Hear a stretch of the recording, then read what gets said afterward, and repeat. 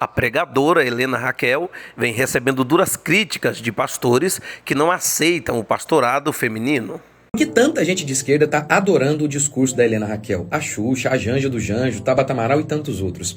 Segundo, por que tantos pastores estão ignorando a desobediência dela de ser pastor e estar pregando num culto?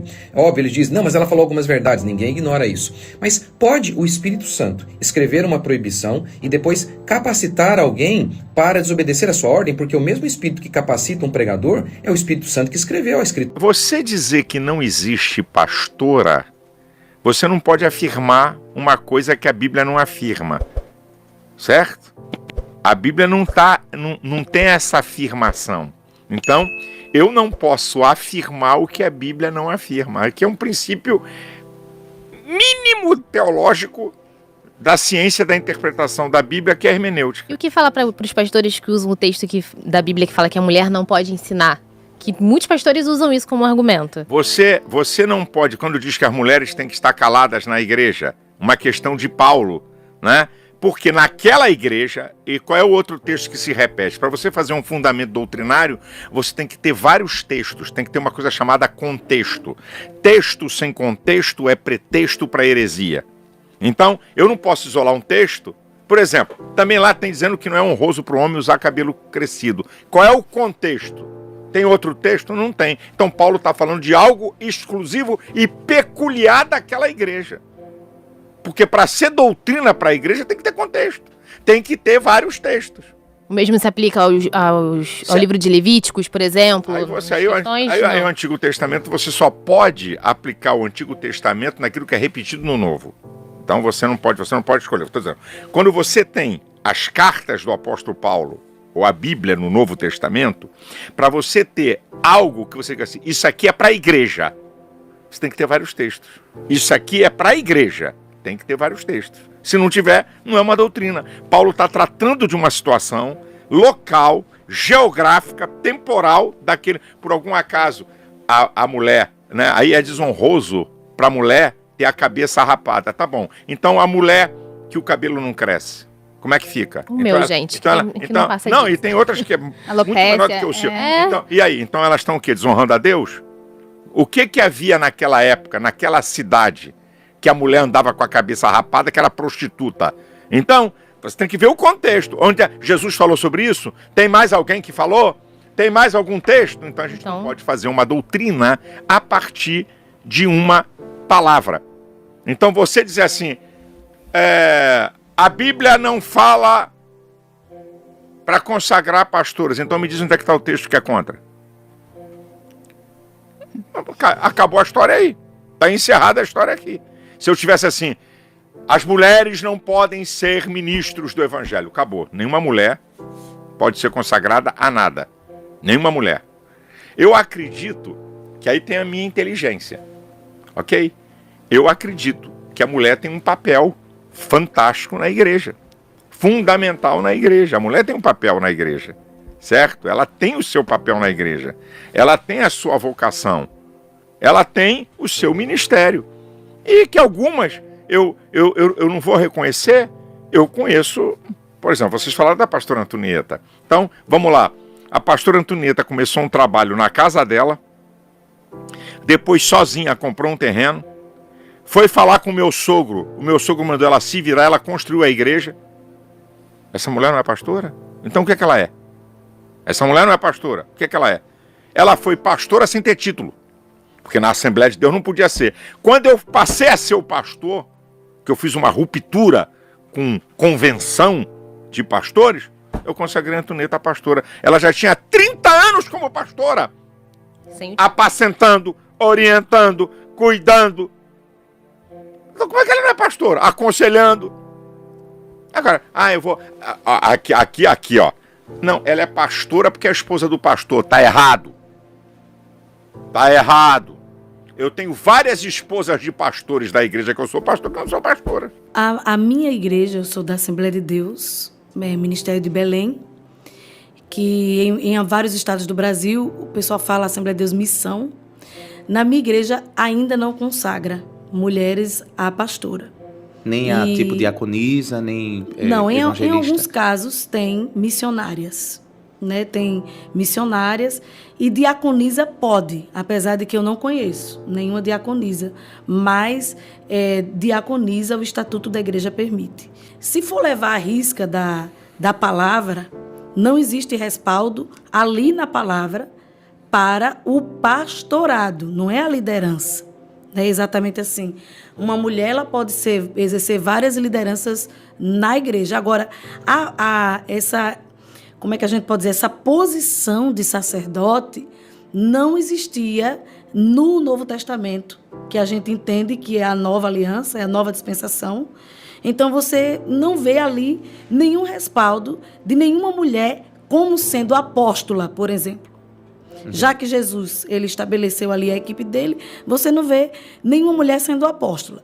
Porém, a gente vê no Antigo Testamento, se você for levar em consideração o Antigo Testamento, você vê várias lideranças femininas que em algum momento exerceram esse papel profético também, embora que não sacerdotal, fazendo os ofícios de um sacerdote, que ele fazia no Velho Testamento. Agora, você vê algumas lideranças femininas, Débora era no judiciário, né? Esté era uma liderança política, mas você vê Miriam também como uma profetisa, e algumas pessoas também chamam Miriam de sacerdotisa, embora em nenhum lugar da Bíblia você vê Miriam fazendo os ofícios de um sacerdote. Aí, quando você vai para o Novo Testamento, você vê algumas mulheres que exercem protagonismo no Novo Testamento, mas nenhuma como apóstola. Nenhuma na liderança da igreja. Bem, de uma maneira mais moderna, a gente entende o seguinte, que a mulher tem um papel ainda mais supremo do que esse. Se você vai ficar na frente de uma empresa, na frente de qualquer coisa que demande muito tempo, porque estar na frente de uma igreja, ser pastora de uma igreja, não é só preparar a palavra e pregar.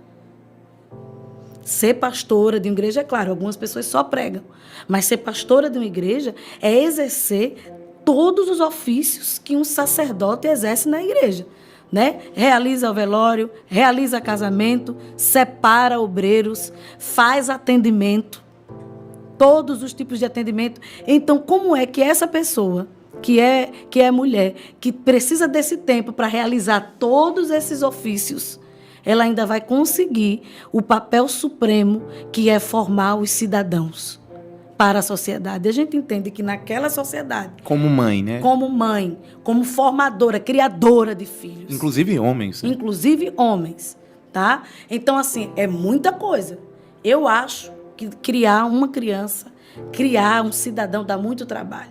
Então, eu entendo que talvez, como a gente vê, isso daí não é teologicamente falando, mas que talvez Deus tenha separado esse ofício do sacerdotal para os homens por esse motivo, para que a mulher ela tivesse mais tempo para criar melhor, para educar melhor os cidadãos, a família em si, a sociedade em si.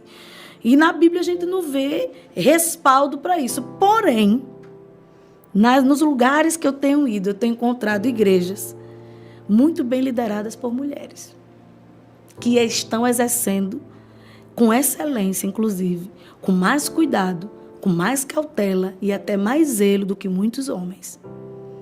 Você vê um respeito maior. É igual a mulher no trânsito. Ela dirige com muito mais cuidado. Ela é muito mais atenta. Então, eu tenho visto em muitos lugares por onde eu tenho andado uma obra liderada por mulheres prosperando. E aí, quando a gente vê a obra prosperando de verdade, e o povo sendo salvo, o povo sendo liberto, ministérios sendo ativados, e você vê o reino crescendo, e quando você olha para outra que está sendo liderada por um homem, e está ali parado, águas paradas, não evolui, não cresce, aí você diz, e agora, Jesus? Então, isso é uma discussão que a gente não vai conseguir resolver em 20 minutos. Você não é pastora, então? Não. Não é isso? Eu não sou consagrada a nada. Mas é chamada de pastora em muitos lugares que vai pela... Todas as pessoas me chamam de pastora. Pastora Sara. Pastora assim. Sara. Eu canto, eu prego. Eu nunca realizei casamento. Eu nunca fiz velório.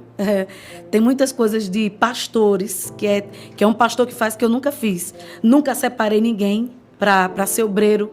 Nunca mentoreei ninguém, que é tudo coisa são ofícios de um pastor.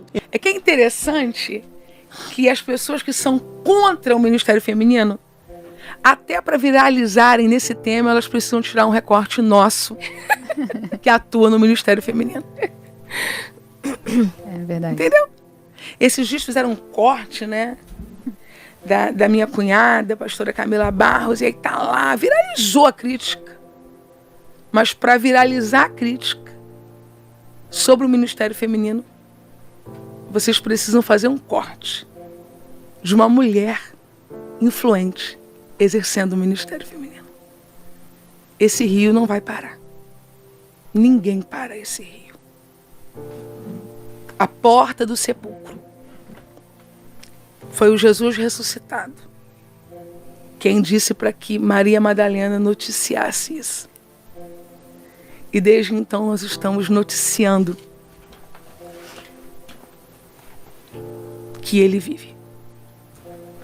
Uma minoria com título, uma maioria sem nenhum título, mas cheia de desejo de dizer que ele vive. Esse rio não volta, não volta. As divergências teológicas, que se dão até por influência, obviamente, cultural também, elas não nos fazem adversários, não nos fazem inimigos, jamais. Infelizmente, o tema do Ministério Feminino é tratado com muita indelicadeza por algumas pessoas, o que é totalmente desnecessário. A gente pode perfeitamente, né, falar de pontos divergentes, mantendo a bondade, a generosidade e o amor. Mas, em suma, os divergentes vão seguir, mas nós também vamos seguir. Graças a Deus por isso. Amém.